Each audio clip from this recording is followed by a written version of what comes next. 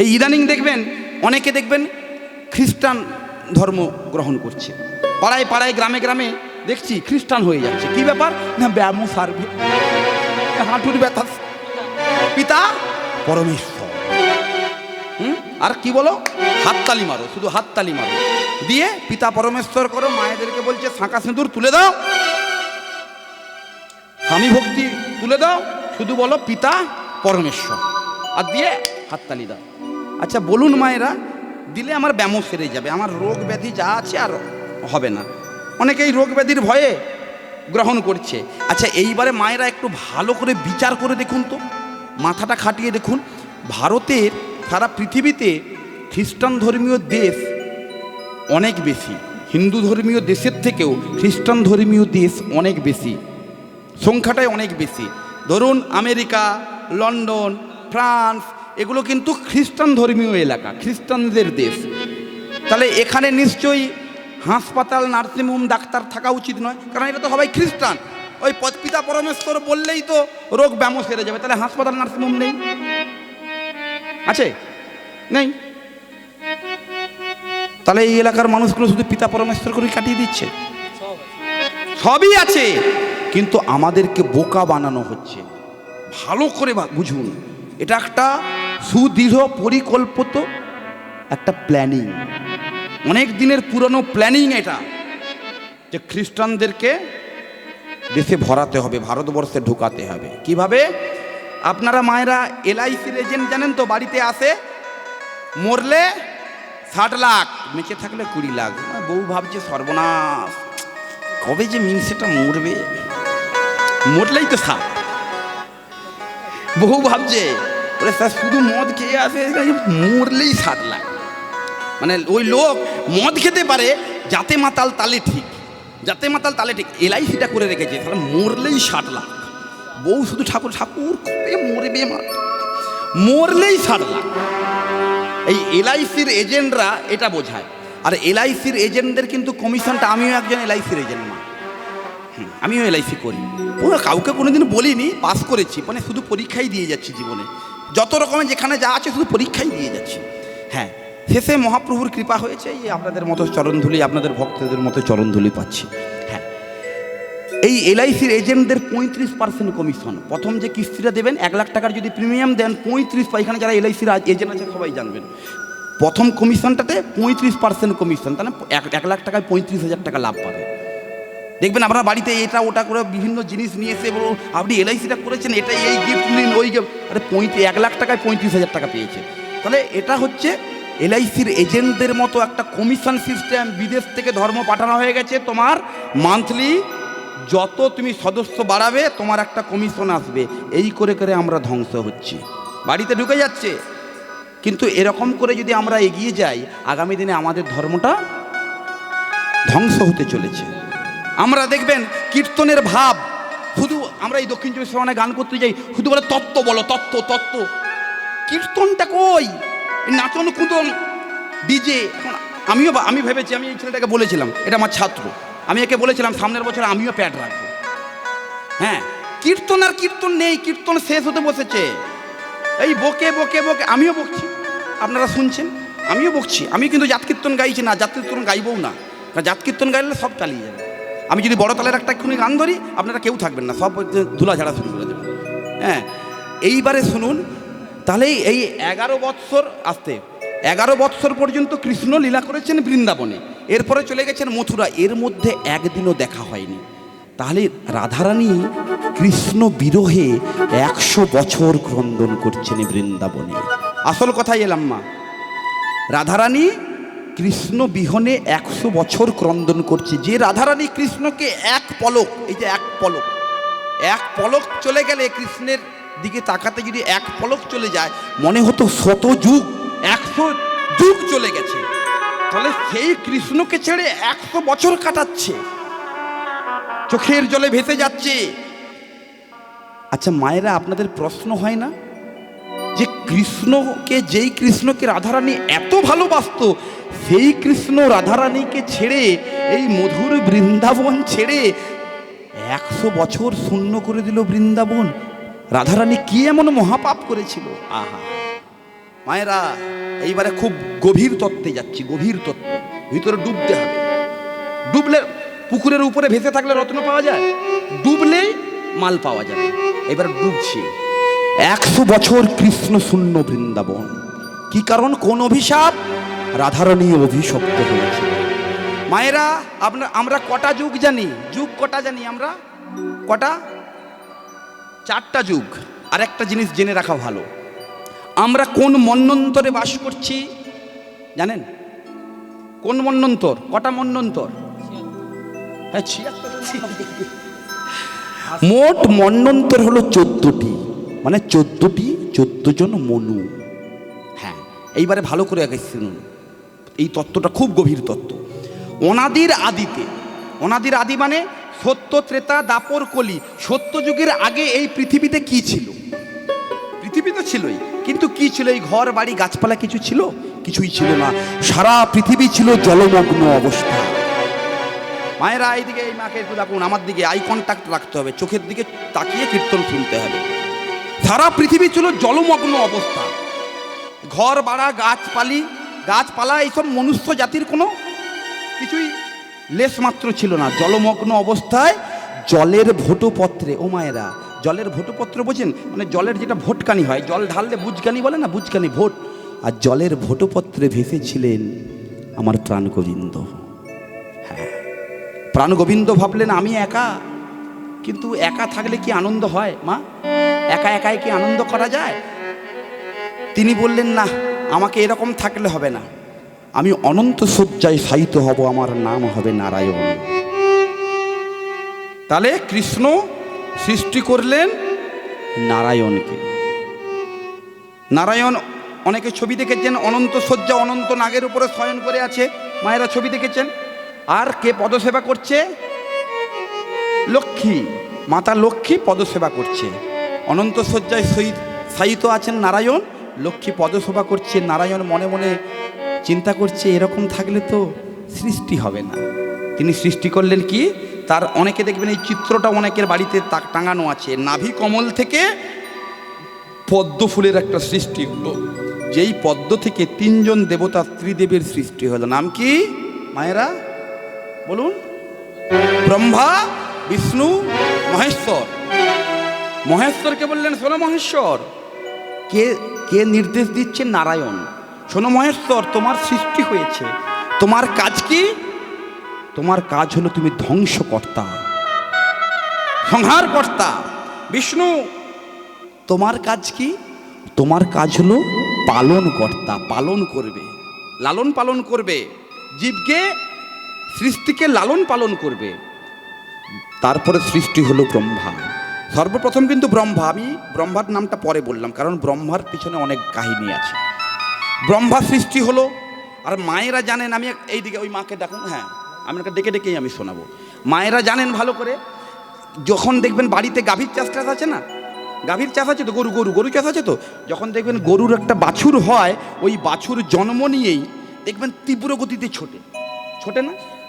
সে জানে না, সেই গাভীটা, সেই বাছুরটা জানে না কে তার মা, কোনটা তার ঘর, কে তার মনিব, সে জানে। জন্ম নিয়ে তীব্র গতিতে ছুটতে, হয়তো পড়ে যাচ্ছে কিন্তু ছুটে চলেছে। তেমনি ব্রহ্মা সৃষ্টির পরে সর্বনাশ, তিনি চারিদিক দেখছেন জলমগ্ন অবস্থা। তিনি হাঁটতে শুরু করলেন, কোথায় কি আছে দেখবো, ছুটছে, হাঁটতে হাঁটতে কত বছর ছুটছে? 100 বছর। 100 বছর ছুটে চলেছে।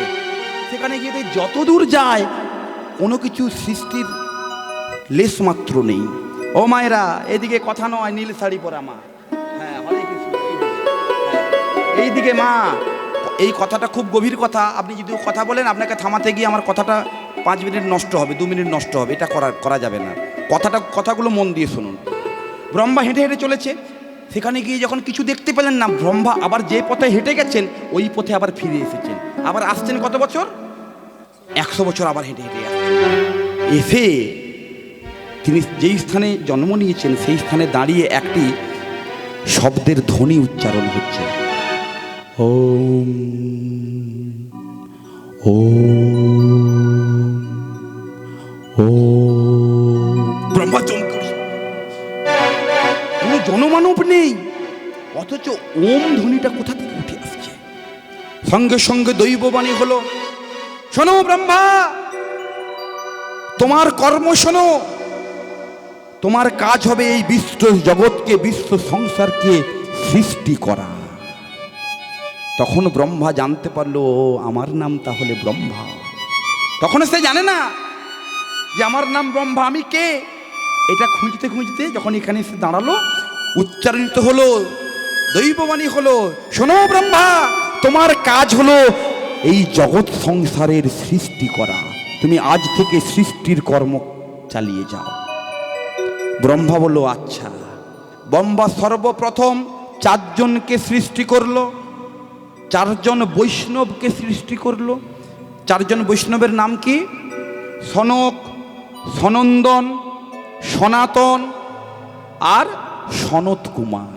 এই 4 জন এই পৃথিবীর সর্বপ্রথম আদি বৈষ্ণব, এই 4 জন। 7 জন ব্রাহ্মণকেও সৃষ্টি করলো। কোথা থেকে? ব্রহ্মা তার মন থেকে সৃষ্টি করলো মরীচি ঋষি, প্রাণ থেকে সৃষ্টি করলো বশিষ্ঠ ঋষি, চোখ থেকে সৃষ্টি করলো অত্রি। এরকম 7 জন, অত্রি, পুলহ, পুলস্ত, ক্রতু, এরকম 7 জন ঋষিকে সৃষ্টি করলো, যারা ব্রাহ্মণ এবং রাজ পরিবারদের ধারক এবং বাহক হবে, দায়িত্ব নেবে। এইবার বুঝুন মায়েরা, এই 7 জন ঋষিকে কি আপনারা আজ দেখতে পান? পান কি? কিন্তু পান। যারা ক্লাস 3-4 পড়েছে, এই বাচ্চা তুই বল, সপ্তর্ষি মণ্ডলের কথা পড়েছিস স্কুলে, বইয়ে পড়িস না? আকাশে একটা সময়ে আকাশে সপ্তর্ষি মণ্ডলের উদিত হয়, যেটা অনেকটা চিহ্নটা জিজ্ঞাসা চিহ্নের মতো। সপ্তর্ষি মণ্ডল পড়েছেন না? এই 7 জন ঋষির সৃষ্টি হলো আকাশের, যারা এখনো তারা হয়ে রয়েছে। এইবার প্রথম এই পৃথিবীর, আপনারা তো নারী, আপনারও মাতৃশক্তি, এই পৃথিবীর সর্বপ্রথম মাতৃশক্তি কে ছিল ভালো করে জানুন। ব্রহ্মা সৃষ্টি করছে, সর্বপ্রথম সৃষ্টি করলো, ডান দিক থেকে সৃষ্টি করলো, নিজের ডান দিক থেকে সৃষ্টি করলো, যার নাম মনু। কি? মনু, যার নাম অনুসারে আজকে এই জগৎ সংসারের নাম হলো আমরা মানুষ। আমরা মানুষ। বাঁ দিক থেকে সৃষ্টি করলো এই পৃথিবীর সর্বপ্রথম নারী, যার নাম হলো বিশ্ব সুন্দরী, অপরূপা দেখতে, অপূর্ব সুন্দরী, যার নাম হলো শতরূপা। ব্রহ্মা বলল, শোনো মনু, শতরূপা, তোমরা একে অপরের দিকে প্রেম আলাপ দৃষ্টিতে তাকাও, তোমাদের দ্বারাই সৃষ্টি হবে এই জগতে মনুষ্যকুল। মনুষ্যকুলের সৃষ্টিটা বুঝতে পারলেন? শতরূপা আর মনুর মিলনে তৈরি হলো মনুষ্যকুল। এক এক করে 14টি সন্তানের জন্ম দিলেন। এই 14টি সন্তানের, যার বড় সন্তানের নাম হলো স্বয়ম্ভুব মনু। আর আমি 7ম সন্তানের নামটা বলি, যেই 7ম সন্তানে আমরা বসবাস করছি, যার নাম হলো বৈবস্বত্য মনু। বুঝতে পেরেছেন? এই বৈবস্বত্য মনুতে 4টা যুগ, আর স্বয়ম্ভূব মনুতে 4টা যুগ, সত্য, ত্রেতা, দাপর, কলি। তাহলে এরকম এটা 7-এ চলছে, এরপরে এখনো 7টা আসবে, আবারও কিন্তু সত্য, ত্রেতা, দাপর, কলি 4টা যুগের সৃষ্টি হবে। তাহলে এর আগে যদি 6টা যুগ চলে যায়, 7টা যুগ যদি চলে যায়, 7-4-এ 28টা চলে গেছে। তার শেষ পর্যায়ে আমরা কলিতে এসেছি। এরপরে মন্বন্তর পরিবর্তন হবে মনুর সন্তান হিসাবে। বুঝতে পেরেছেন? এই স্বয়ম্ভূব মনুর 2 জন পুত্র, একজনের নাম হলো, বড়র নাম হলো প্রিয়ব্রত, আর ছোটর নাম হলো উত্থানপাদ। এই উত্থানপাদের 2 জন স্ত্রী সুরুচি আর সুনীতি। সুরুচি আর সুনীতি, এদের 2 জনের 2 জন পুত্র হয়েছে। সুনীতির পুত্রের নাম কি? আকাশে এখনো উদয় হয় মায়েরা, কি বলুন তো, সকালে আর সন্ধ্যাতে, কি নাম? শুকতারা। আরেকটা কি? ধ্রুবতারা। এই হলো সেই ভক্ত ধ্রুব, যে নারায়ণের সেবায়, নারায়ণের দর্শন পেয়েছিল মাত্র ৫ম বৎসর বয়সে। এই রকম এক এক করে সৃষ্টি শুরু হচ্ছে। এই সৃষ্টির সময় ভগবান কৃষ্ণ মনে করলেন, ভগবান কৃষ্ণ সব কিছুর সৃষ্টি হয়েছে, ভগবান কৃষ্ণ নিজের থেকে কিছু সৃষ্টি করলেন, স্বয়ং রাধারানীকেও সৃষ্টি করলেন, বিরজাকে সৃষ্টি করলেন, সবাইকে সৃষ্টি করলেন এক এক করে। সৃষ্টি করার পরে একদিন বিরজার কুঞ্জে ঢুকলেন গোবিন্দ। আসল কথায় আসছি মা, বিরজার কুঞ্জে ঢুকলেন গোবিন্দ। দাঁড়িয়ে রাখলেন কাকে? শ্রীদামকে। শ্রীদাম, তুমি দাঁড়িয়ে থেকো, আমি বিরজার কুঞ্জে যাচ্ছি, আর অন্য কেউ যদি আসে যেন না প্রবেশ করতে পারে। ব্যাস, রাধারানী শুনতে পেয়েছে, গন্ধ পাচ্ছে কার? কৃষ্ণের অঙ্গগন্ধ। অগুরু, চন্দন, মৃগনাভি, কস্তুরী একত্রে, আপনারা বাড়িতেও করতে পারেন, অগুরু, চন্দন, মৃগনাভি, কস্তুরী একত্রে মিলিয়ে মিশিয়ে যে গন্ধের উৎপন্ন হয় সেটা হলো আমার কৃষ্ণের, স্বয়ং কৃষ্ণের অঙ্গগন্ধ। আর সেই অঙ্গগন্ধ আকাশে বাতাসে ছড়িয়ে পড়েছে। রাধারানী মনে করছে সর্বনাশ, আমার কৃষ্ণ কোথায়? আমি গোবিন্দকে, আমার প্রাণ বল্লভকে দেখতে পাচ্ছি না। খুঁজতে খুঁজতে খুঁজতে খুঁজতে ওই গন্ধের টানে টানে এসে দাঁড়ালেন বিরজার কুঞ্জে। বিরজার কুঞ্জে গিয়ে দেখে শ্রীদাম দাঁড়িয়ে আছে। শ্রীদাম, আমার গোবিন্দ আছে এখানে? শ্রীদাম বলছে, আমি ছাড়তে পারবো না দ্বার, তোমার গোবিন্দ আছে নাকি তাও বলতে পারবো না। এইবারে এক কথা, দু কথা, তিন কথায় বাঘ বিতণ্ডা লাগে রাধারানীর সঙ্গে শ্রীদামের। এদিকে রাধারানী বলছে, আমাকে দ্বার ছাড়ো, আমি ভেতরে প্রবেশ করব, আর এদিকে শ্রীদাম দ্বার ছাড়বে না। একে অপরের সঙ্গে যখন তর্কযুদ্ধ বেঁধে গেল, সঙ্গে সঙ্গে ক্ষিপ্ত হয়ে শ্রীমতী রাধারানী অভিশাপ দিয়ে বলল, শোনো শ্রীদাম, তুমি আমার সঙ্গে যে আচরণ করছো, আমার প্রাণ বল্লভকে তুমি দেখতে দিলে না, আমি তোমাকে অভিশাপ করলাম। আগত দাপর যুগে তুমি অসুর কুলে জন্ম নেবে, তোমার নাম হবে সংখ্যাসুর। যে কৃষ্ণের পরম ভক্ত, তাকে অভিশপ্ত হতে হলো, তার নয়নের ধারার বিরাম থাকে। অমনি ছুটে গিয়ে রাধারানীর চরণ যুগল শ্রীরাম জড়িয়ে ধরেছে। রাধে, ও গো রাধে গো, তুমি নাকি প্রেমময়ী, কৃপাময়ী, তাহলে কেন আমায় এত অভিশাপ দাও? তোমার অভিশাপ তুমি ফিরিয়ে নাও, তোমার অভিশাপ তুমি ফিরিয়ে নাও। অনেক করে যখন সাদাসাদি করলেন, শ্রীমতী রাধারানী মুখ ফিরিয়ে নিলেন। আমি ফেরাবো না, অভিশাপ ফেরাবো না। শোনো রাধে, আমিও শ্রীদাম, আমিও কৃষ্ণের ভক্ত, আমিও কৃষ্ণের সখা। আমি যদি এক মুহূর্তের জন্য যদি ভগবানকে ভালোবেসে থাকি, আমিও তোমাকে অভিশাপ দিচ্ছি। যে কৃষ্ণের সামান্য কিছু সময়ের জন্য তুমি কৃষ্ণকে দেখতে পেলে না বলে আমাকে অভিশপ্ত করলে, আমিও তোমাকে অভিশাপ করছি। আগত দাপর যুগে তোমাকে কৃষ্ণ ছাড়া 100 বছর জীবন কাটাতে হবে। দাপর যুগে সে উপস্থিত, এই সেই জায়গা। 100 বছর কৃষ্ণ নেই বৃন্দাবনে, 100 বছর বৃন্দাবনে কৃষ্ণ নেই। কৃষ্ণ কৃষ্ণ বলে রাধারানী কাঁদছে। ঠিক ললিতা, বিশাখা, চিত্রা, চম্পক, লতিকা সখীগণ রাধারানীকে ঘিরে রয়েছে। ললিতার গলা জড়িয়ে ধরে রাধা বলে, ললিতা, আমার প্রাণ বোধকে তাকে আমি পাবো না, তাকে কি আমি আর দেখতে পাবো না। আমার কৃষ্ণকে এনে দে। ও তো মানুষ রূপেই এসেছে, কারণ কৃষ্ণের যতেকো খেলা সর্বোত্তম নরলীলা। নর বপু তাহার সবু স্বরূপ, গোপ বেশ বনিকর নব কৈশোর নটবর। নরলীলা হয় তারই অনুরূপ। ও তো মানুষ বেশে এসেছে। শুধু মানুষ হইলে হইতো না, যদি মন না থাকে। ভালোবাসি বলে কষ্ট তুমি দিলে আমাকে, বলো কি লাভ হলো এক মোরারে আবার মারিলা। ভালোবাসার নামে তুমি অন্তর ভাঙিলা, বলো কি লাভ হলো এক মোরারে আবার মারিলা। ভালোবাসার নামে তুমি অন্তর ভাঙিলা। হো হো হো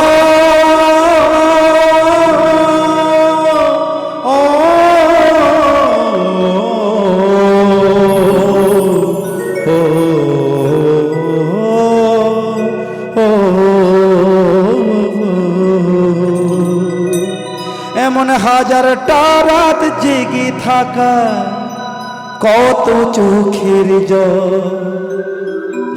এমন হাজারটা রাত জেগে থাকা কত চোখের জল, তোর এই ভালোবেসে আমার এমন ফলাফল, তোর এই ভালোবাসি আমার এমন ফলাফল। ক্রন্দন করছে রাধারানী, ললিতা বিশাখার চিত্রা চম্পকলতিকার গলা জড়িয়ে কাঁদছে। আর মায়েরা এইবারে শুনুন, শ্রীমতী রাধারানী একটি মূর্তি এঁকেছে। কৃষ্ণ নেই, কৃষ্ণ বৃন্দাবনে 100 বছর নেই।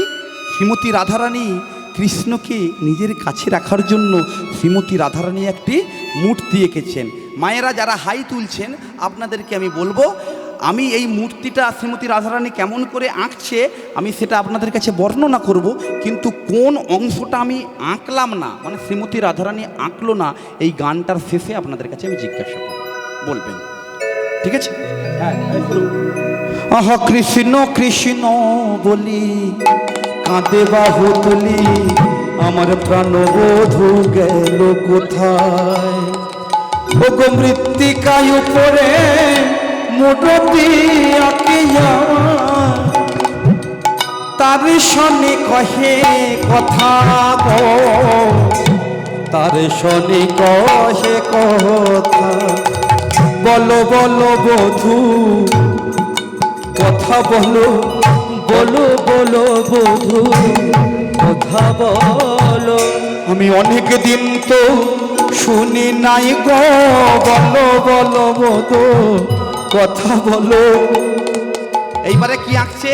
আঁকি আসে কোটি পরাইল ধুতি, ধুতি মানে ধুতি, কত না যতনে প্যারি, এবার নাভি সরোবর আঁকিল তার পর, কত না যতন করি, কত না যতন করি, এবার বাহু দুটি আঁকি ছলো ছলো আঁখি, মুরলি দিল সে করে, কুম্ভু কণ্ঠ কিবা অপরূপ শোভা। মায়েরা সবগুলো বোঝা গেল, কম্বু কণ্ঠটা বোঝা গেল না, তাই না? কণ্ঠ বোঝা গেল, কিন্তু কম্বু কণ্ঠটা কি? মায়েরা শাঁখ দেখেছেন, শঙ্খ, শঙ্খ যারা শঙ্খধ্বনি করেন, ওই শঙ্খের ধ্বনি যখন করেন ওর গোড়ার দিকটা, মুখের যেদিকে ফুঁক দেন ওই দিকে দেখবেন থাককে থাক করে সাজানো থাকে না শঙ্খের মুখটা, প্রাণ গোবিন্দের কণ্ঠ ছিল ওইরকম থাক থাক করে সাজানো, কণ্ঠের ভাঁজ। কম্বু কণ্ঠ কিবা অপরূপ শোভা, মূরতি আঁকিল পরে গো, মূরতি আঁকিল পরে। মায়েরা এইবারে বলুন তো কোন অংশটা আঁকা হয়নি? মায়েরা বলুন কোনটা আঁকা হয়নি? চরণ আঁকা হয়নি। ললিতা বিশাখা চিত্রা চম্পক লতিকা বলছে, ও গো রাধে রাধে গো, তুই তো সব আঁকলি, কিন্তু তুই কেন চরণটা আঁকলি না? তখন ললিতা বিশাখা চিত্রা চম্পক লতিকার কাছে শ্রীমতী রাধারানী বলে, শোন ললিতা, শোন বিশাখা চিত্রা চম্পক লতিকা, আমার প্রাণ গোবিন্দের চরণ ছিল বলে সে আমাদের ছেড়ে, এই মধুর বৃন্দাবন ছেড়ে, তার প্রেয়সীকে ছেড়ে চিরতরে চলে গেছে। আমি তাই তো চরণ আঁকি নাই। এই মৃত্তিকার মূর্তির যদি চরণ থাকে, সেও যদি আমায় ছেড়ে চলে যায়, আমি কারে নিয়ে বাঁচব রে বলো, আমি কারে নিয়ে বাঁচব বল, তাই তো চরণ আঁকি নাই রে, আমি কারে নিয়ে বাঁচব বল রে, আমি তাই তো চরণ আঁকি নাই রে, তাই তো চরণ আঁকি না। এইবারে কি করছে? এইবারে মুখ মুখ দিয়া কাঁদিয়া কাঁদিয়া। মায়েরা ছবিটা এঁকেছে মৃত্তিকার উপরে, দিয়ে রাধারানী শুয়ে পড়েছে। ওই প্রাণ গোবিন্দের যে মূর্তি, সেই মূর্তির উপরে নিজের বদনটা রেখে দিয়েছে। রেখে দিয়ে মুখে মুখ দিয়া কাঁদিয়া কাঁদিয়া তার শোনে কহে কথা, বলো বলো বধূ কথা বলো, আমি অনেক দিন তো শুনি নাই গো, বলো বলো বধূ কথা বলো, দাসির কথা কি মনে পড়ে না, দাসির কথা কি মনে পড়ে না, ওহে আমার পুরাণ বধূ তোমার দাসির কথাও কি মনে পড়ে না, ওহে আমার পুরাণ বধূ তুমি তারকায় রাজা হয়েছ বলে, ওহে আমার পুরাণ বধূ, ওহে আমার পুরাণ বধূ দাসির কথা কি মনে পড়ে না, যদুনাথ কয় ওহে রসময় আসিয়া দেখো হো খেথা, আসিয়া দেখো গো হেথা, তুমি একেবারে সে দেখে যাও না, তোমার রাধারানীর বিরহের দশা দশা বলতে হিয়া ফেটে যা, একেবারে সে দেখে যাও না, একেবারে সে দেখে। এইদিকে নারদমণি ভাবে তুত তুত সত্যে যুদ্ধ দেখেছি, ত্রেতায় যুদ্ধ দেখেছি, আবার এই দাপর যুগ কুরুক্ষেত্রের যুদ্ধ। সত্য যুগে নারায়ণ সুদর্শন চক্র দিয়ে সব ধ্বংস করে দিল, ওই কুম্ভের হাঁড়ি সৃষ্টি হলো দেবতাদের অসুরদের মধ্যে, যুদ্ধ হলো অমৃত নিয়ে, সে আমি যুদ্ধ দেখলাম। মহাকুম্ভ ঘটে গেল এই 144 বৎসর পরে, যুদ্ধ দেখেছি। আবার ত্রেতা যুগে রাম রাবণের মধ্যে যুদ্ধ, আবার এই দাপর যুগে আবার যুদ্ধ। আমি কি শুদ্ধ প্রেম ভক্তি, শুদ্ধ বিশুদ্ধ ভালোবাসা কোথাও পাবো না? ভালোবাসা কি নেই এই জগতে? দেখুন মায়েরা, এটা নারদের চিন্তা ছিল। দেখুন যতবার ভগবান আবির্ভূত হয়েছে অস্ত্র ধারণ করেছে, কিন্তু এই যুগে যে ভগবান নাম কি মা? এই যুগের ভগবানের নাম কি? মহাপ্রভু। মহাপ্রভুর হাতে কখনো অস্ত্র দেখেছেন? দেখেননি? হ্যাঁ, দুটো হাত তুলে প্রেম বিতরণ করছে। সেই জন্য দেখবেন অনেকে বলে যে মহাপ্রভু নাকি অস্ত্র ধারণ করেছিলেন। কবে না? জগাই মাধাইকে উদ্ধারের সময় সুদর্শন চক্র ধারণ করেছিলেন, আহ্বান করেছিলেন, অদূরে ঘুরছে, মহাপ্রভু হাতটা বাড়িয়ে দিয়েছে, কিন্তু সুদর্শন চক্র মহাপ্রভুর হাতে বসেনি, বসেছে। আবার চপল গোপালও এই মহাপ্রভুকে নিয়ে কত সুন্দর একটি পদাবলী লিখেছেন। মহাপ্রভুর মতো এরকম প্রেমের অবতার আর হয়নি। নাহি নাহি রে গৌরাঙ্গ বিনো, নাহি নাহি রে গৌরাঙ্গ বিনো, জয়ার ঠাকুর আর নাহি রে। আহা, কৃপাময় গুণনিধি সর্বমন রস সিদ্ধি, পূর্ণ পূর্ণ পূর্ণ অবতার। দেখেছেন? রাম আদি অবতারে ক্রোধে নানা অস্ত্র ধরে, রাম আদি অবতারে ক্রোধে নানা অস্ত্র ধরে, কত অসুরের করিল সংহার, কত অসুরের করিল সংহার। এবে অস্ত্র না ধরিলা কারো প্রাণের না মারিলা, এবে অস্ত্র না ধরিলাম কারো প্রাণের না মারিলা। চিত্ত শুদ্ধি এই জগতের জীবের কলির জীবের, চিত্ত শুদ্ধি করালো সবাকার। জোরসে বলুন, এমন হয় না আর হবার নাই গো, হয় না আর হবার নাই গো, চপল গোপাল কেঁদে বলে, চপল গোপাল কেঁদে বলে, চপল গোপাল কেঁদে বলে, নিতাই গৌর হরিব, চপল গোপাল কেঁদে বলে, হয় না আর হবার নাই গো, চপল গোপাল কেঁদে বলে, হয় না আর হবার নাই গো, হয় না আর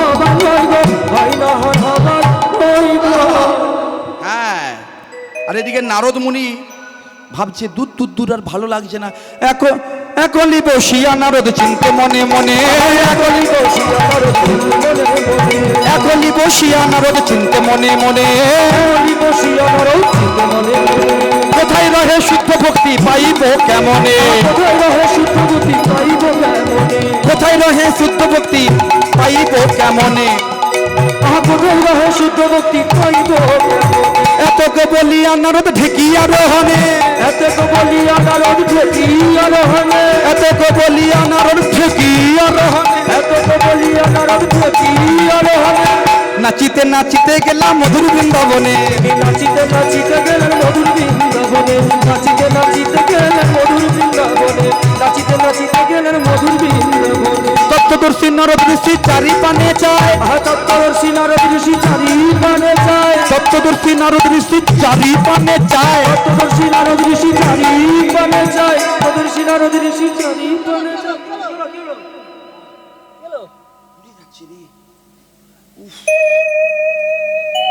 কোথা হতে তাপ আসি লাগে মোর গায়ে, কোথা হতে তাপ আসে লাগে মোর গায়ে, কোথা হতে তাপ আসে লাগে মোর গায়ে, কোথা হতে তাপ আসে লাগে মোর গায়ে, অঙ্গ কেন জ্বলে যায়, অঙ্গ কেন চলে যায়, অঙ্গ কেন জ্বলে যায়, অঙ্গ কেন চলে যায়, চূড়াইতে ব্রজে এলাম অঙ্গ কেন জ্বলে যায়, চুরাইতে বসে এলাম, অঙ্গ কেন চলে যায়, চূড়াইতে ব্রজে এলাম ওই নব মধুর বৃন্দাবনে, চুরাইতে বসে এলাম, চলে যায়, বিদায় গৌর প্রাণ।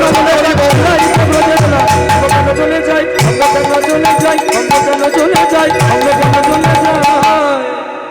এই বৃন্দাবনে যখনই প্রবেশ করেছে, বৃন্দাবন তো আর সেই বৃন্দাবন নেই মা। বৃন্দাবন তপ্ত দগ্ধ হচ্ছে, মরুভূমিতে পরিণত হয়েছে। কোকিলের কুজন শোনা যায় না, ভ্রমরের গুঞ্জন শোনা যায় না, যমুনার উজানার আর কুলুকুলু শব্দে বহে না, আর বৃক্ষ আদি লতা গুল্ম আদি সবাই যেন ক্রন্দন করে করে শুকিয়ে নিস্তেজ হয়ে গেছে। নারদমুনি বৃন্দাবনে প্রবেশ করে ভাবে সর্বনাশ, বৃন্দাবনের এমন দশা কেন, এত দগ্ধ হচ্ছে কেন? ওই তাপের উৎস খুঁজতে খুঁজতে খুঁজতে খুঁজতে গিয়ে পৌঁছেছেন কোথায়? রাধারানীর কুঞ্জের দ্বারে। রাধারানী একবার কৃষ্ণ বলছে, কৃষ্ণ কৃষ্ণ বলে নিঃশ্বাস ছেড়ে দিচ্ছে, আর নাকের অগ্রভাগ থেকে অগ্নিস্ফুরিত হয়ে সারা বৃন্দাবন জ্বলে পুড়ে ছাই হয়ে যাচ্ছে। আরে যেই না নারদমুনি গিয়ে দাঁড়িয়েছে, একবারে কৃষ্ণ নাম কীর্তন করতে করতে, কৃষ্ণ নাম করতে করতে নারদমুনি পৌঁছেছেন তো। আর কৃষ্ণ নামের ধ্বনি যেই না রাধারানী পেয়েছেন, অমনি ছুটে গিয়ে নারদমুনির চরণ যুগল জড়িয়ে ধরেছে। নারদ মায়েরা, একটু পূর্বে যারা কীর্তন শুনছিলেন ভালো করে, অনেকেই আছেন আপনারা মনে রেখেছেন, গৌর লীলাতে যখন নীলাচলে ছিল, মহাপ্রভু কার চরণ যুগল জড়িয়ে ধরেছিল? বণিকের চরণ যুগল জড়িয়ে ধরেছিল। কারণ মহাপ্রভু নিজে রাধাভাবে বিভাবিত হয়েছেন, আর ওই বণিককে মনে করেছিলেন ওই মনে হয় নারদমুনি। আর এখানে নারদের চরণ ধরিয়ে ধরেছে আমার রাধারানী। বলো বলো বলো বলো কৃষ্ণ কোথায়, বলো বলো কৃষ্ণ কোথায়, বলো বলো কৃষ্ণ কোথায়, বলো বলো কৃষ্ণ কোথায়, কোথায় গেলে কৃষ্ণ পাবো, বলো বলো কৃষ্ণ কোথায়, কোথায় গেলে কৃষ্ণ পাবো। তোমরা বলো বলো কৃষ্ণ কোথায়। নারদ মুনির চরণ যুগল জড়িয়ে ধরে ক্রন্দন করছে রাধারানী, এত ক্রন্দন করছে। আর নারদ মুনি নিজের মধ্যে নিজে না থাকতে পেরে তিনি বলছেন, শোনো রাধে, তুমি কি এমন রূপ দেখলে? ও মায়েরা, রাধারানীকে বলছে নারদ, তুমি কি এমন রূপ দেখলে যেই রূপে মজে গিয়ে তুমি 100 বৎসর অপেক্ষায় আছো, এখনো ক্রন্দন করছো? মায়েরা, এখনকার দিনের প্রেমটা কেমন কেমন প্রেম? ব্রেকআপের 1 মিনিটও লাগে না, আবার একটা হয়ে গেছে। হ্যাঁ হ্যাঁ কি না মা? প্রেম টেকে? আপনারাই বলুন। আর এ প্রেম কেমন? এখনকার দিনের প্রেমে শুধু কামের গন্ধ। আর শ্রীমতী রাধারানী হলেন প্রেমময়ী। শুধু প্রেম, কাম আর প্রেম অনেক পার্থক্য, অনেক দূরত্ব। সেই কারণে ভালোবাসাটা 100 বছরও নয়নের জল ফেলতে হচ্ছে। তখন নারদমণি রাধারানীকে বলছে, শোনো রাধে, কি এমন রূপ দেখলে? ওই তো কালো রূপ, দেখতে তো কালো, কুচকুচে মিশমিশে, তাতেই কি এমন রূপ দেখলে যেই রূপে পাগল হয়ে তুমি আজও কাঁদছো? আচ্ছা মায়েরা বলুন, কৃষ্ণের গায়ের রং কি? কালা চাঁদ বলে তো নাকি? বলে না? কেমন তাহলে? কালো। সত্যিই কি কৃষ্ণের গায়ের রং কালো? হ্যাঁ, কালো? কালো নয়। কারণ আপনারা যদি দুপুর 12টার সময় সূর্যের দিকে তাকান, তারপরে 2 মিনিট দেখার পরে নিচে দেখবেন সব অন্ধকার, কালো লাগবে, লাগবে না? প্রাণ গোবিন্দের অঙ্গজ্যোতি হলো 1 কোটি সূর্যের সমান। একটা সূর্যের দিকে তাকিয়ে আমাদের এই অবস্থা, 1 কোটি সূর্যের দিকে তাকালে আমাদের পরিষ্কার লাগবে? সেই জন্য তত্ত্বদর্শীরা বলছে কৃষ্ণ ফর্সা নয়, কৃষ্ণ কালো। শোনো শোনো নারদ, তুমি ওকে কালো বলছো, তুমি তার শুধু গায়ের রংটা দেখলে, মনের ভাবটা বুঝলে না, হৃদয়টা বুঝলে না। কারণ মায়েরা জানবেন, এই রূপের সৌন্দর্য 40 পেরোলে শেষ, বল বুদ্ধি ভরসা, 40 পেরোলে ফর্সা। আর মনের সৌন্দর্য, মনের সৌন্দর্য, মনের সৌন্দর্য কতদিন? যতদিন আপনি থাকবেন, এই হৃদয়ের সৌন্দর্যে আপনি বেঁচে থাকবেন। সেই জন্য আমি একটা এই জায়গাতে আমার নিজের লেখা একটি গান আছে, আমার নিজের লেখা, নিজের সুর করা। শুনুন ভালো করে। কালো মানুষ হলেই তো আর মন কালো হয় না। ভালো করে ভাষাগুলো বুঝুন। কালো মানুষ হলেই তো আর মন কালো হয় না।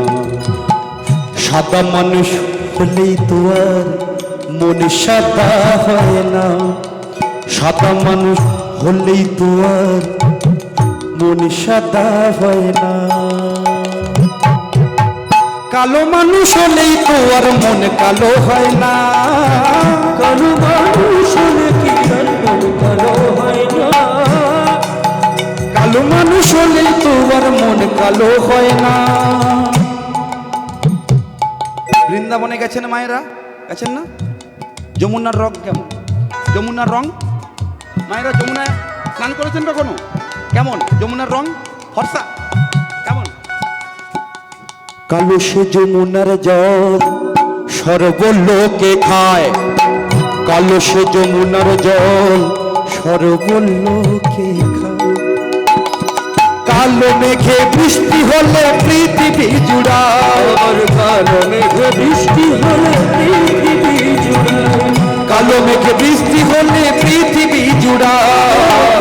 কালো মেঘে বৃষ্টি হলে পৃথিবী জুড়ায়। কালো মানুষ হলেই তো আর মন কালো হয় না। কালো মানুষ হলে তো মন কালো হয় না। শোনো নারদ, কালো তোমার মাথা রোকে। ও মায়েরা,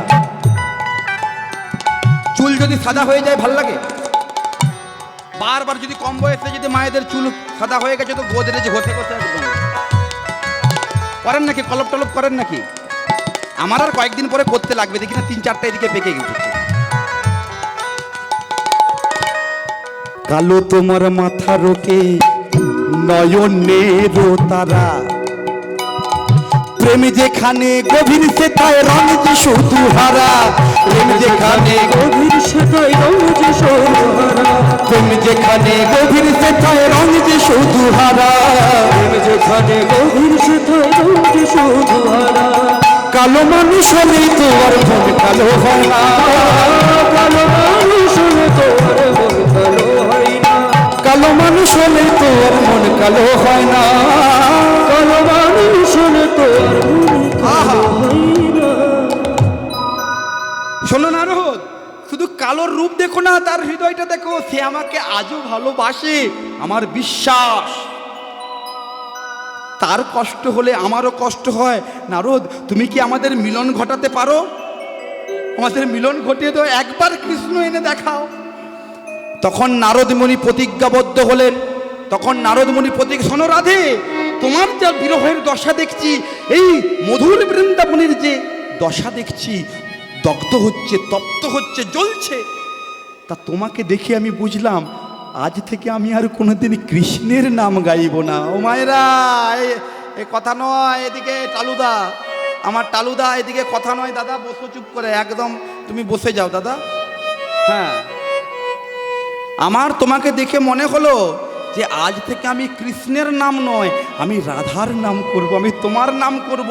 আরেকটা আমি প্রতিজ্ঞা নিলাম, যতদিন না পর্যন্ত তোমাদের আমি মিলন ঘটাতে পারবো, ততদিন পর্যন্ত আমি কৃষ্ণের নাম করব না। তাই আমার বিনাটা কোথায় রে? বিনাটা দেখো। হ্যাঁ, নারদ মুনি নিজের বিনাটা স্কন্ধে নিয়ে তিনি গাইছেন, মায়েরা বলো বলো যন্ত্র রাধা নাম মন্ত্র, যাগযজ্ঞ ব্রত ক্রিয়া কিছু নাহি অন্ত। বলো বলো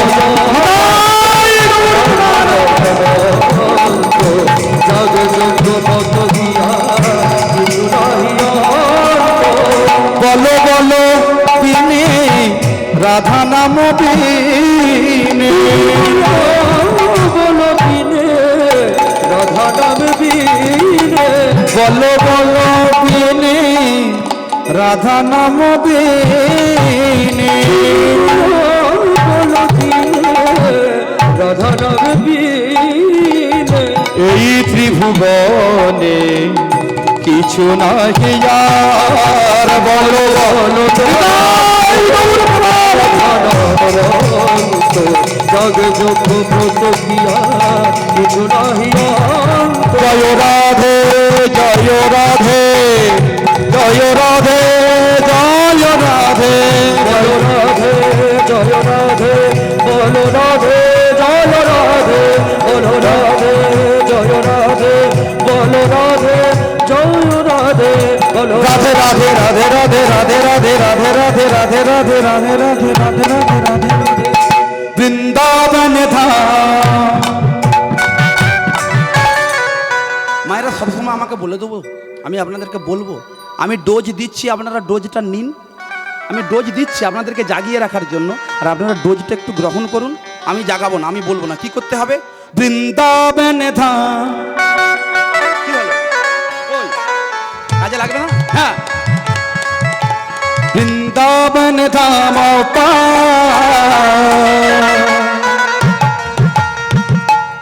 জপে যা রাধে রাধে, জপে যা রাধে রাধে, বৃন্দাবন ধাম জপে যা রাধে রাধে, জপে যা রাধে রাধে, ভোজে যা রাধে রাধে, জপে যা রাধে রাধে, ভোজে যা রাধে রাধে, রাধে রাধে বলে যা রাধে রাধে अलबेली सरकार हो, जपे जा राधे राधे अलबेली सरकार हो, जपे जा राधे। बांके बिहारी वृंदावन में हाय मेरा दिल खो गया।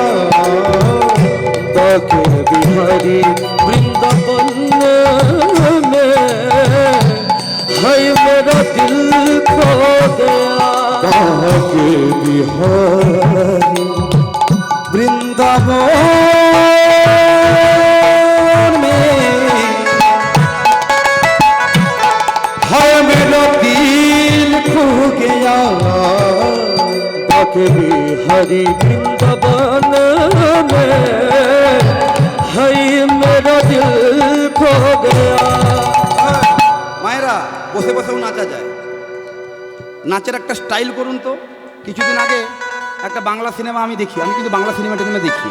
বাংলা সিনেমাতে একটা 100% লাভ বলে একটা বই উঠেছিল, কারা কারা দেখেছেন? জিতের দেখেছেন তো? 100% লাভ। আর ওই 100% লাভ গানে একটা ড্যান্স আছে, दिल खो गया, दिल खो गया, दिल खो गया, दिल खो गया,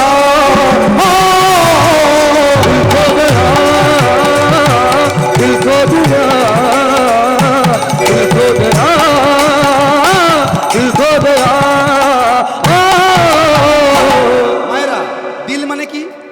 দিল মানে কি? মন। মন কোথায় থাকে? হৃদয়। হৃদয়টা কোন দিকে থাকে?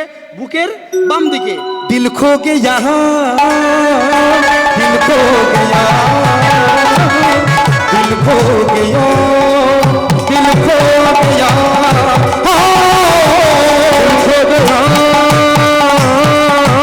दिल खो गया, दिल खो गया, दिल खो गया।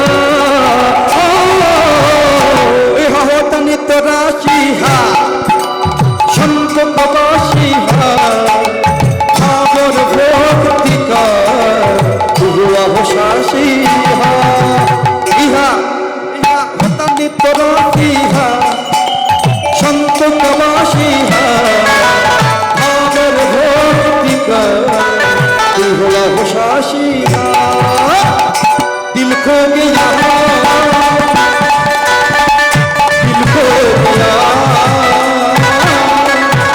दिल खो गया, दिल खो गया, दिल खो गया,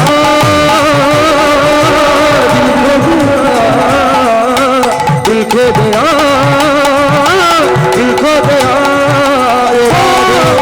जय राधे, जय राधे, जय राधे, जय राधे, जय राधे, जय राधे, जय राधे, जय राधे, जय राधे, जय राधे, जय राधे, जय राधे, जय राधे। जय राधे, जय राधे, जय राधे, जय राधे। নারদ মুনি রাধার নাম গাইতে গাইতে, রাধা নাম গাইতে গাইতে এসে পৌঁছালেন কোথায়? দ্বারকাপুরে। যেমনি ওই রাধা নামের ধ্বনি নারদের মুখে কৃষ্ণচন্দ্র শুনেছেন, অমনি সিংহাসন থেকে চিৎকার করে ডেকে উঠেছেন, ও গো রাধে গো,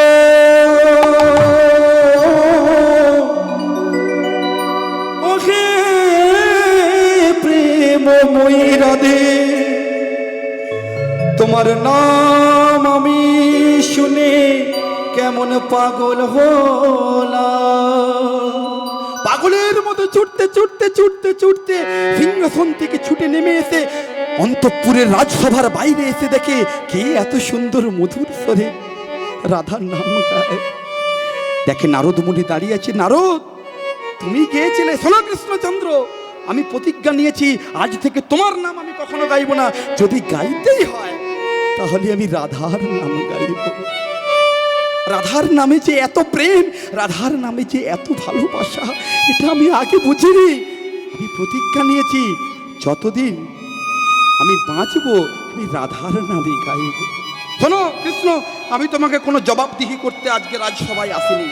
আজকে যে কারণে এসেছি, আমি মুনি, আমি দেবর্ষি নারদ।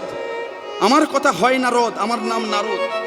আমি তোমাকে একটা কথা বলি, তোমাকে কিছু আমি প্রস্তাব রাখার জন্য তোমার কিছু কথা স্মরণ করিয়ে দিতে এসেছি। আচ্ছা, তুমি যে জীবনে এত এত পাপ করেছো, পাপের কোনোদিন প্রায়শ্চিত্ত করেছো? ভগবান কৃষ্ণচন্দ্র মাথায় হাত দিয়ে বসলেন, সর্বনাশ, আমি আবার কি পাপ করলাম রে বাবা? বলে কেন পাপ করনি? যতবার তুমি জন্ম নিয়েছো, যতবার তুমি ধরাধামে এসেছো, তুমি ততবার পাপ করনি? ত্রেতা যুগে তুমি কত মানুষকে মেরে দিলে, রাক্ষস কুলকে। বলে আরে ওরা তো অধর্মের পক্ষে ছিল।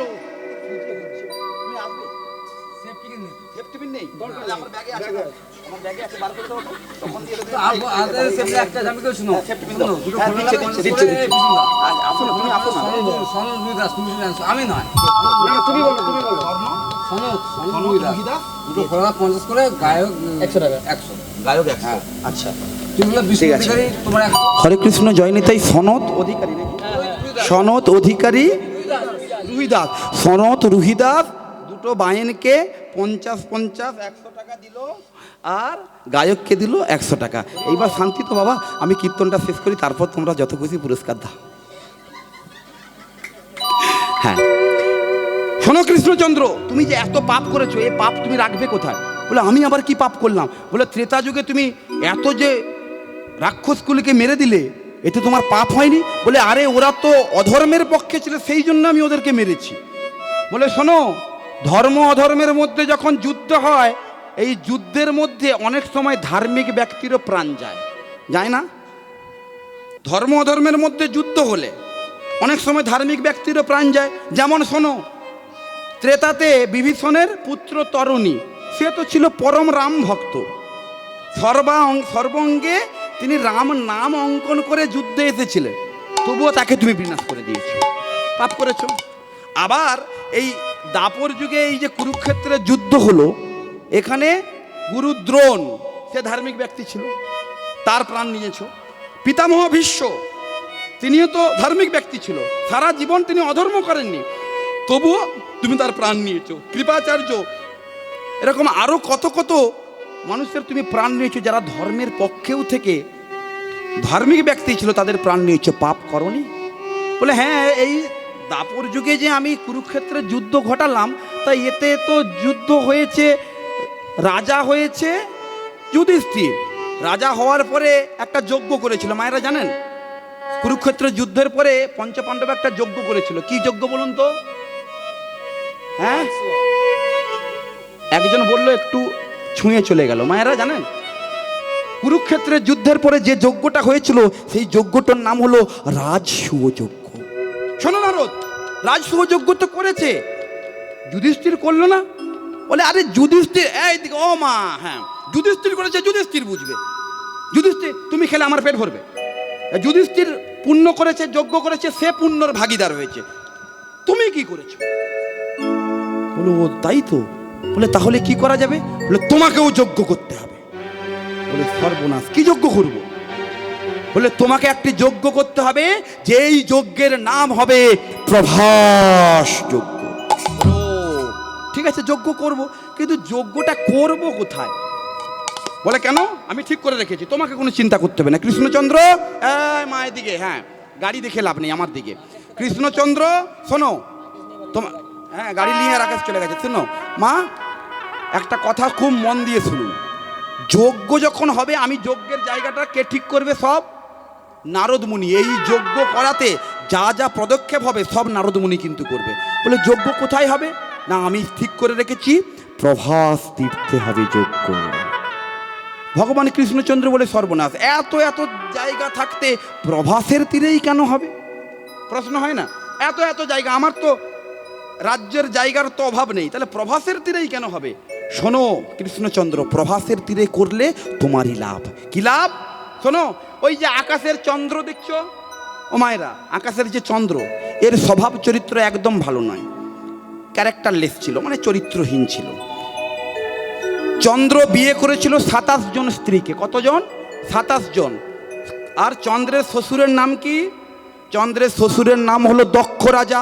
দক্ষ রাজার 64টি কন্যার মধ্যে 27 জনকে বিয়ে করেছে চন্দ্র।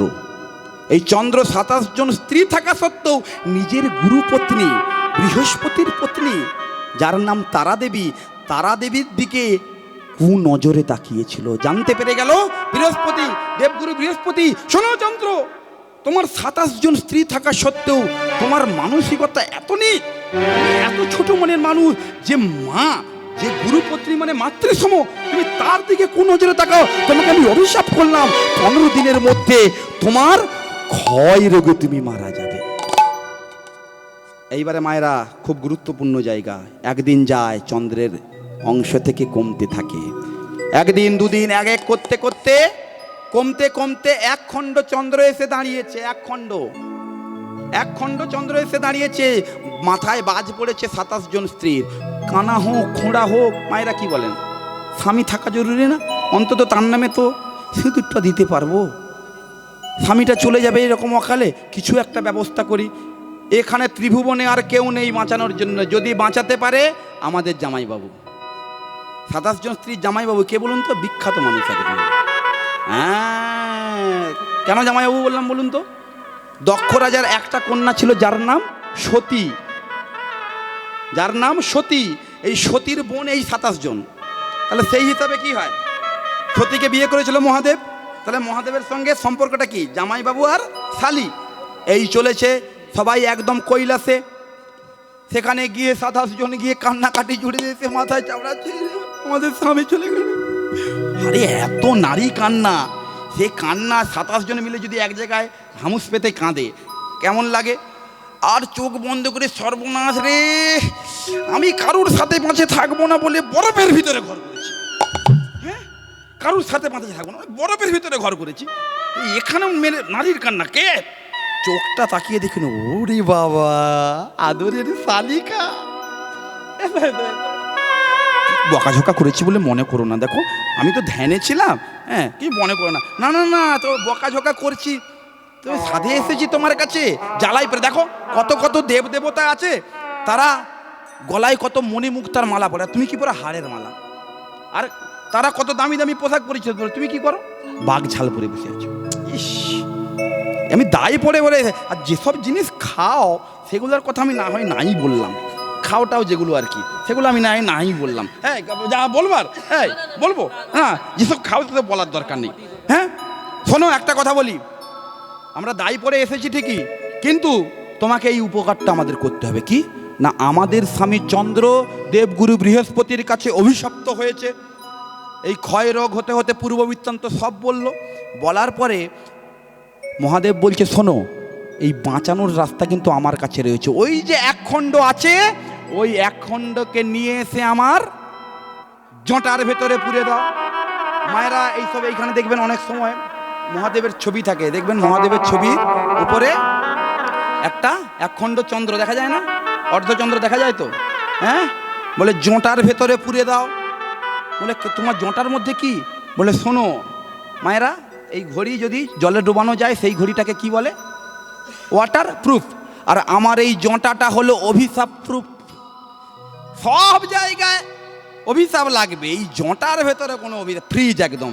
মায়েরা যারা হরিদ্বারে স্নান করেছেন, হরিদ্বারে যদি কেউ গিয়ে থাকেন দেখবেন হরিদ্বারে যে গঙ্গার জল সে বরফের মতো ঠান্ডা, মানে বরফের মতো ঠান্ডা, নামলেই একদম হাঁটু কেটে নিয়ে চলে যাবে, এতটাই ঠান্ডা।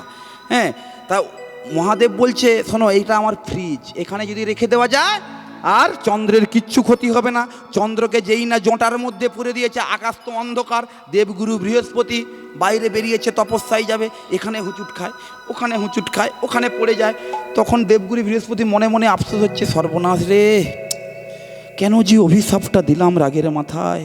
চন্দ্র যদি বেঁচে থাকতো, চন্দ্র যদি বেঁচে থাকতো, ওকে আমি বলে দিতাম, ওই যদি সোমতীর্থে গিয়ে, সোমনাথের মন্দির মায়েরা জানেন, সোমনাথের মন্দির জানেন তো, দ্বাদশ জ্যোতির্লিঙ্গের মধ্যে সর্বপ্রধান জ্যোতির্লিঙ্গ যেটা সোমনাথ মন্দির, ওই সোমতীর্থে গিয়ে যদি ওকে একবার স্নান করানো যেত, তাহলে ওর ক্ষয় রোগ সেরে যেত। এই কথা শুনে ফেলেছে 27 জন।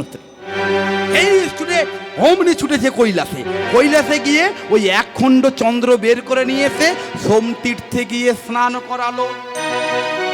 দেখুন, সোমনাথের মন্দিরে সোমতীর্থে গিয়ে যেই না স্নান করিয়ে তুলেছে, চাঁদ তার হারানো প্রভা মানে আলো আবার ফিরে এলো।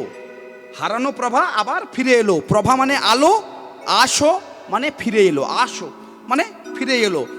চাঁদ তার হারানো প্রভা আবার ফিরে পেল বলে প্রভা যুক্ত আসো প্রভাস তীর্থ নামে খ্যাতি অর্জন করেছে। আরে এই তীর্থে যদি তুমি যজ্ঞ করতে পারো, তোমার সব কিছু অবসান ঘটবে, তোমার সমস্ত পাপ দূর হবে। বলে তাই না হলে ওখানে যজ্ঞ করব, কিন্তু যজ্ঞ করতে গেলে নিমন্ত্রণ পত্র তো লিখতে হবে।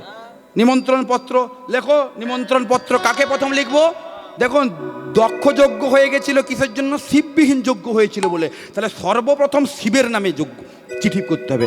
প্রথমে শঙ্করে, পরে শঙ্করী রে, গণপতি কার্তিকে রে, সে যে পদ্মজনী লুকিবি না পানে পত্র লিখে জানে জানে একে একে পত্র লিখে যে দিল যথাযোগ্য সম্বোধনে যে কথা যার ভালো লাগে যথাযোগ্য সম্বোধন যে কথা যার ভালো লাগে যথাযোগ্য সম্বোধন একে একে পত্র লিখে দিল একে একে পত্র লিখে দিল একে একে পত্র মানে লিখে দিল। যথাযোগ্য সম্বোধনে কেন ধরুন যার যেটা ভালো লাগে, যেমন শিবের নামে চিঠি লিখছে মহাদেবায় নম, দুর্গার নামে দুর্গা মাতা সহায়, অনেকে লেখে না, তার গণেশের নামে নম গণেশায় নম, আর কার্তিকের নাম নম কার্তিকায় নম। যার যেটা ভালো লাগে তাকে সেই সম্বোধন দিয়ে তাকে চিঠি পাঠানো হয়েছে। বলে বেশ, তা চিঠি তো লেখা হলো, এদিকে দাদা বলরাম এসে বলছে তুমি তো সবার নামে চিঠি লিখলে, কিন্তু আমরা যাদের কোলে পিঠে চড়ে বড় হয়েছি তাদের নামেতে কই কোনো চিঠি লিখলে না।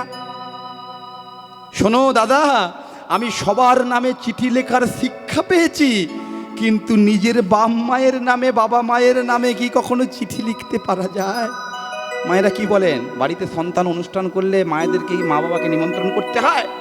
বলে শোন ভাই, আমরা আছি দীর্ঘদিন বাবা মার কাছ থেকে অনেকটা দূরে, সেই কারণে আমরা যদি চিঠি না পাঠাই তারা কি আমাদের যজ্ঞে আসবে? তবু চিঠি লেখ, আমি বলে বলে দিচ্ছি, সবার নামে চিঠি লেখ।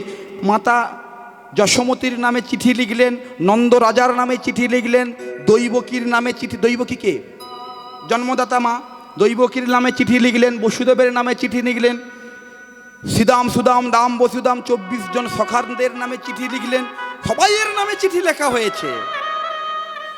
সর্বশেষে যার জন্যই এত কিছু, প্রাণ গোবিন্দ মনে করে পাশেতে রয়েছে দাদা বলরাম, দাদা বলরামের কাছে প্রেমপত্র লেখা যায়, সেখান থেকে একটু আড়ালে গিয়ে রাধা রানীর নামে চিঠি লিখলেন, শোনো রাধে, তুমি যদি আমার যজ্ঞে না আসো, তুমি হলে আমার শক্তি দায়িনী, তুমি যদি আমাকে শক্তি সঞ্চার না করো, আমি এই যজ্ঞ স্বয়ং সম্পূর্ণ করতে পারবো না। রাধে, তুমি তোমার সখীদের নিয়ে অবশ্যই যজ্ঞ কুণ্ডে এসো। রাধারানীর নামেই চিঠি লিখলেন। চিঠি নিয়ে যাবে কে? নারদ, ঘটক। নারদ আজকে কি হয়েছে বলুন তো?